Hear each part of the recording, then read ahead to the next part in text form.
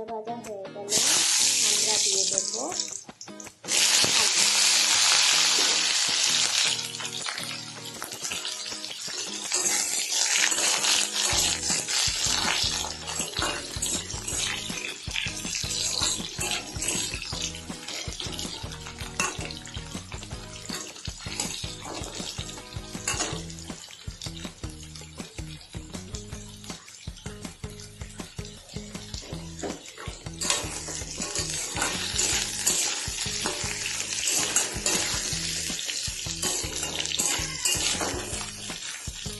ভাজা ভাজা হয়ে গেছে। এবার আমরা দিয়ে রাখবো কেটে রাখা ঝিঙে।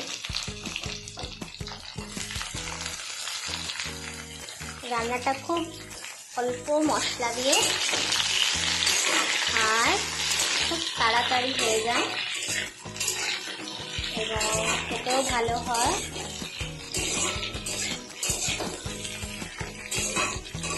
ঝিঙেটা দিয়ে এমনি জল বেরোয়, তাই আমরা একটু ভালো করে গ্যাসটা একটুখানি বাড়িয়ে দিয়ে আমরা এটা ভালো করে নাড়িয়ে নিলাম।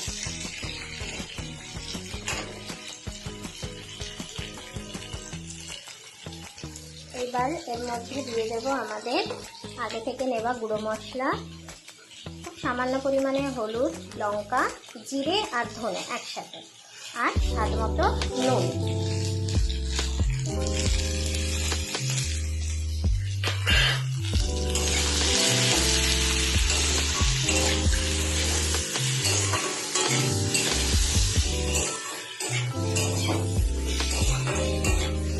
গুঁড়ো মশলা দিয়ে বেশি কষাবার দরকার নেই, কারণ লেগে যেতে পারে।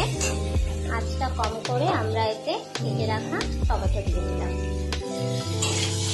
কিছুক্ষণ নাড়িয়ে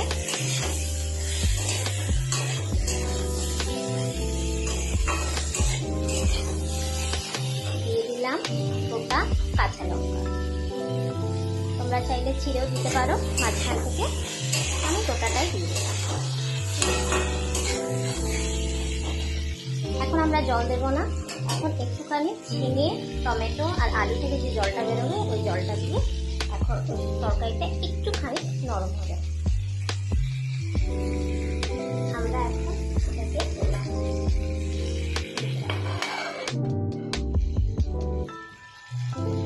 দেখো সবজিগুলো থেকে অলরেডি জল বেরিয়ে গেছে, রংটাও বেশ সুন্দর হয়েছে।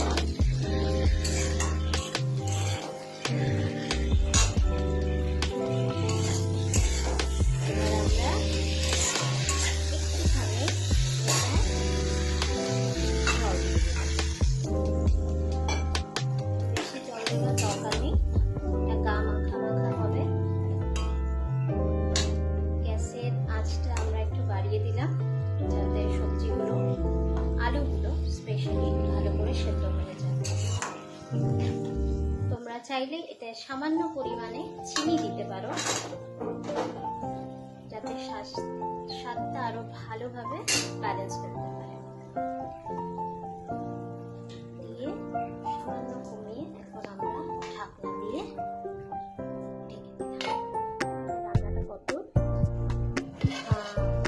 এই দেখো, এটা অলমোস্ট হয়ে গেছে, সুন্দর একটা রং আসছে। আলুগুলো সুন্দর সেদ্ধ হয়ে গেছে। এবার আমরা ঝিঙে তো সেদ্ধই হয়ে গেছে, একটু গ্যাসের আঁচটা বাড়িয়ে দিয়ে ভালো করে নামিয়ে দিলাম।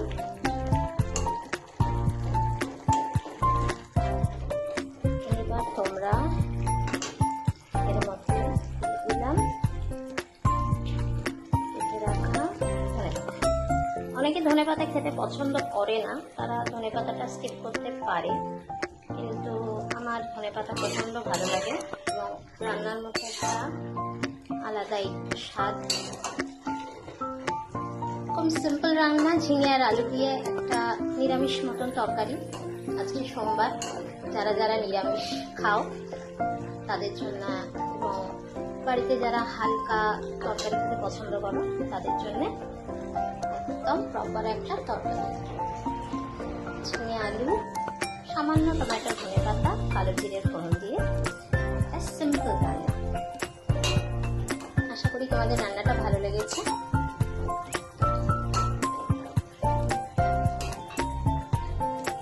রান্নাটা আমাদের হয়ে গেছে।